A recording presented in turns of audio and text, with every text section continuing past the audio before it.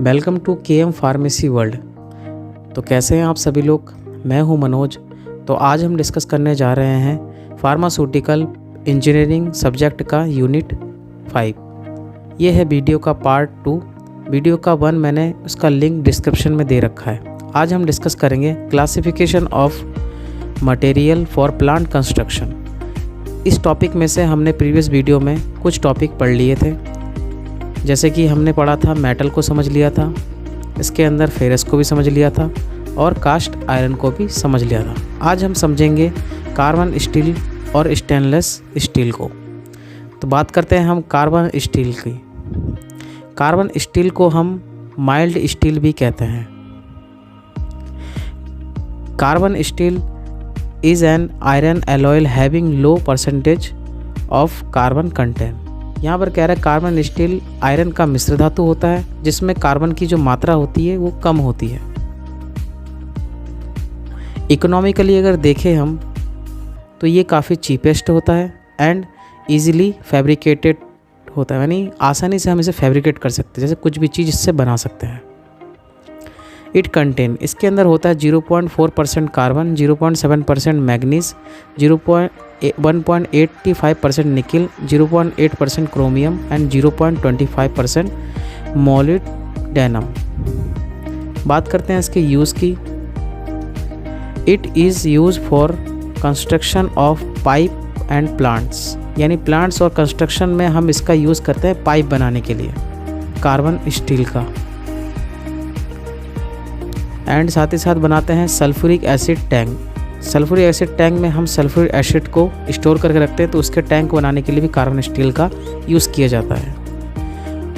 Organic solvent tank को भी बनाने के लिए इसका यूज़ किया जाता है। कहते हैं type and alloys of carbon steel, यानी कार्बन स्टील के एलॉयज़ से और उसके टाइप देखते हैं हम। तो पहला टाइप देखते हैं हम लो एलॉयज़ स्टील। तो कुछ इस तरीके का होता है ये लो एलॉय स्टील।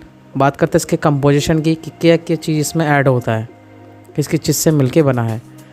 तो इसमें देखते हैं लो कंसंट्रेशन ऑफ आयरन। यहाँ पर आयरन की जो कंसंट्रेशन है वो कम होती है, और manganese, chromium, carbon, nickel, molybdenum, तो इन सब की जो कंसंट्रेशन है वो क्या होती है, कम होती है। बात करते हैं इसके एडवांटेज की। तो देखते हैं इसका एडवांटेज में हाई मैकेनिकल स्ट्रेंथ, यानी ये काफ़ी मजबूत होता है। कोरोजन रेजिस्टेंस टू इन्वायरमेंट, ये क्या होता है कि कोरोजन रेजिस्टेंस होता है। सेकंड टाइप बात करते हैं एलॉइंग विथ निकिल। देखते हैं इसके कंपोजिशन।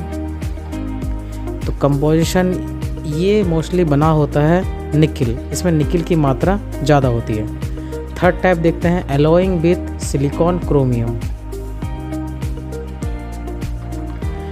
बात करते हैं इसके कंपोजिशन। तो इसमें जो ज़्यादा मात्रा होती है किसकी, निकिल और क्रोमियम की। बात करते हैं इसके एडवांटेज की। तो एडवांटेजेस में देखते हैं कोरोजन रेजिस्टेंस होता है पहला पॉइंट। दूसरा एडवांटेज है रेजिस्टेंस टू ऑक्सीडेटिव, यानी ऑक्सीडेटिव से क्या करता है, बचाता है। और एब्रोशन रेजिस्टेंस, यानी कह रहा है कि घिसने की जो इसमें क्षमता होती है वो कम होती है, घिसता नहीं है। थर्ड बात करते हैं हम स्टेनलेस स्टील की।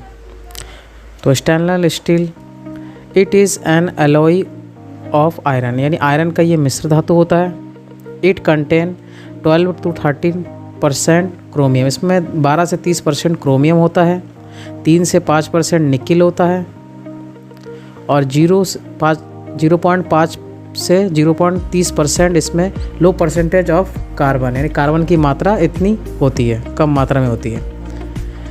कोलोबलेन, copper, molybdenum, selenium,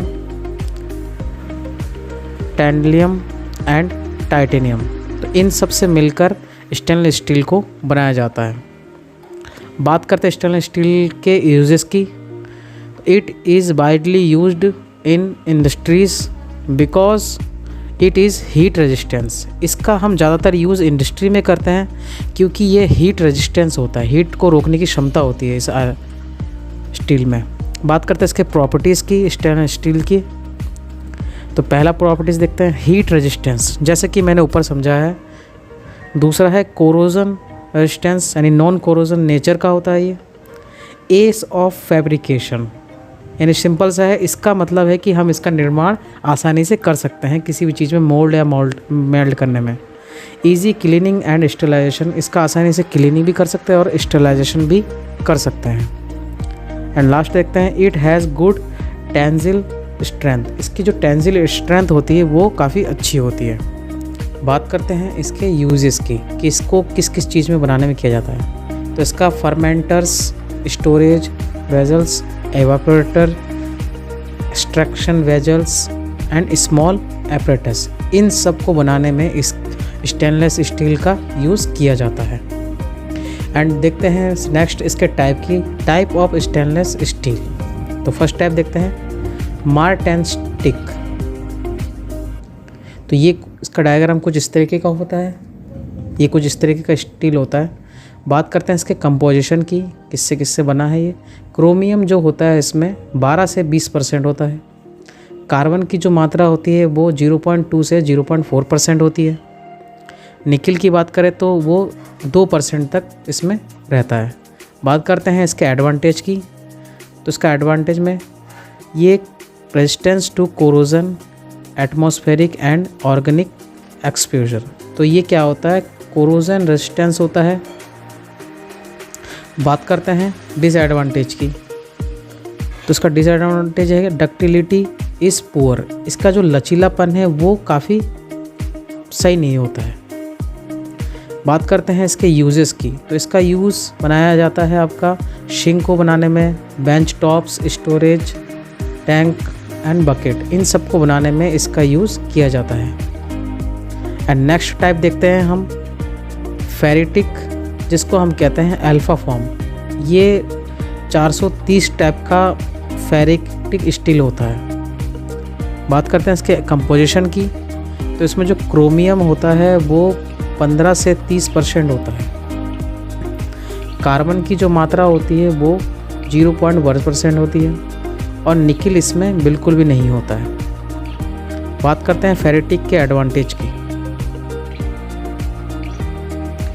better corrosion resistance, easy to machine, यानी आसानी से हम इसे मशीन में कन्वर्ट कर सकते हैं, किसी चीज़ की फॉर्म में कन्वर्ट कर सकते हैं। इक्विपमेंट रेजिस्टेंस टू ऑक्सीडेशन, यहाँ पर कह रहा है ऑक्सीडेशन से क्या करता है, ये जो भी इक्विपमेंट बनाता है वो बचाता है ऑक्सीडेशन होने से। And temperature up to 100 degree centigrade, तो इतने तक का ये टेम्परेचर झेलता है। अब बात करते हैं डिसएडवांटेज की, not good against reducing agent and HCl, यहाँ पर HCl और रिड्यूसिंग जो एजेंट होता है इसके अगेंस्ट ये इतना अच्छा नहीं होता है। बात करते हैं इसके यूजेस की, तो इसका यूज़ किया जाता है tower lining, separator, heat exchangers, pump, shaft, तो इन सब को बनाने में इसका हम यूज़ करते हैं। एंड लास्ट बात करते हैं हम ऑस्टेंटिक, इसे हम कहते हैं गामा फॉर्म। इस बात करते हैं इसके कंपोजिशन की, तो इसमें क्रोमियम की जो मात्रा होती है वो 13 से 20% होती है। निकिल की मात्रा होती है 6 से 22% और कार्बन होता है 0.1% से लेकर 0.25%। बात करते हैं इसके एडवांटेज की, तो ये हाईली कोरोजन रेजिस्टेंस होता है, इजी टू क्लीन, यानी आसानी से हम इसकी सफाई कर सकते हैं। स्टेलाइजेशन की जो प्रोसेस है वो भी हम आसानी से कर सकते हैं। इजी टू बेल्ड, यानी इसकी बेल्डिंग हम आसानी से कर सकते हैं इस स्टील की। बात करते हैं इसके यूज़ बिल्कुल जिसमें जो सबके यूज़ है वही इसके भी यूज़ है।